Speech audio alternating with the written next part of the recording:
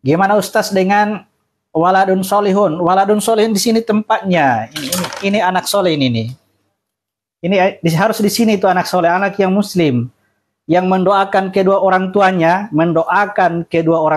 berarti dia aktif bekerja di wilayah jasad kita, ya. Ini akan sampai ke sana. Dari Muhammad ke Isa, ke Musa, ke Ibrahim. Nah, itu anak soleh.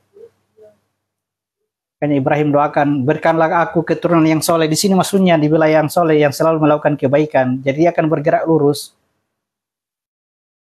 Oke?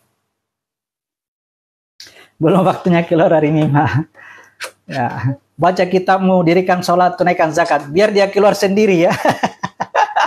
Jangan paksakan diri keluar.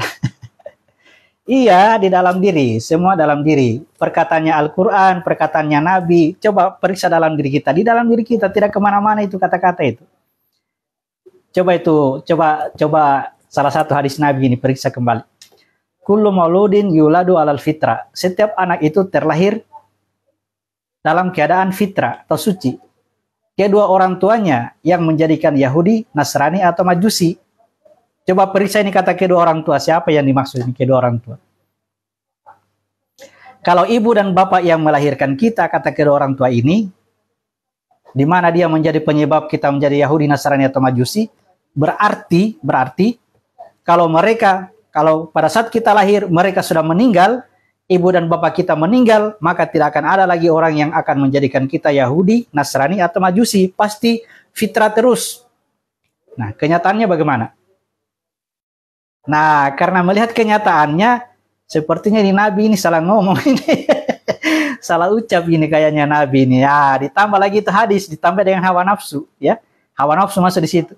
Perkataannya Nabi sudah benar, tapi karena yang melihatnya itu hawa nafsu, ditambah lagi itu tadi hadis. Tapi karena kedua orang tuanya dalam kurung, dan lingkungannya, lingkungannya orang ini yang menjadikan Yahudi, Nasrani, Majusi. Karena kedua orang tuanya tadi meninggal, lingkungannya lagi yang jadi masalah. Itu artinya kebenaran sudah dicampuri dengan hawa nafsu, sehingga makna yang sebenarnya jadi tidak tercapai.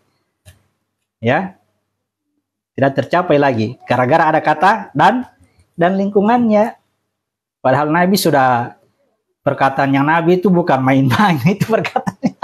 Bukan Nabi salah ngomong atau kekurangan pengalaman, ya. Ini kesannya Nabi ini tidak berpengalaman, sampai saya tambah ini dan lingkungannya.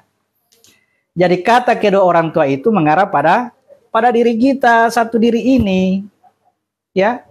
Ibu dan bapak kita, ibu adalah jasad kita, bapak adalah kekuatan penggerak jasad. Kalau ini bekerja menghasilkan anak yang soleh.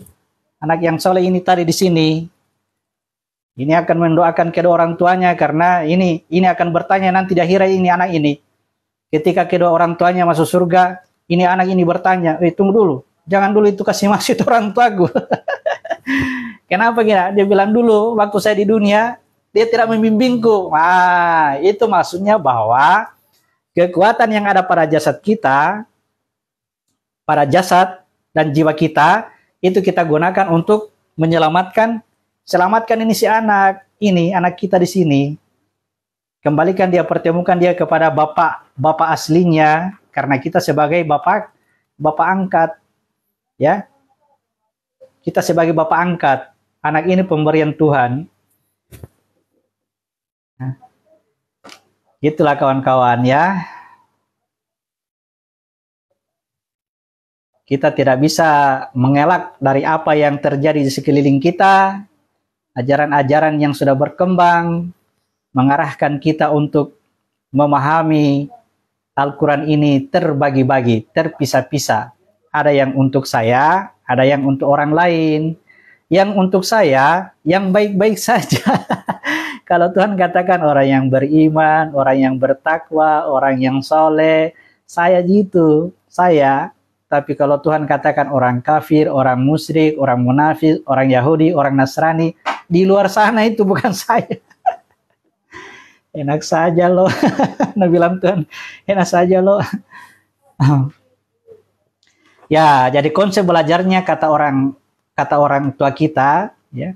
konsep belajarnya, jangan kamu lari dari dirimu. Coba lihat dirimu, sibuklah dengan dirimu. Ada apa-apa lihat dirimu. Petunjuk dari Al-Quran dan hadis Nabi diarahkan kepada diri sendiri.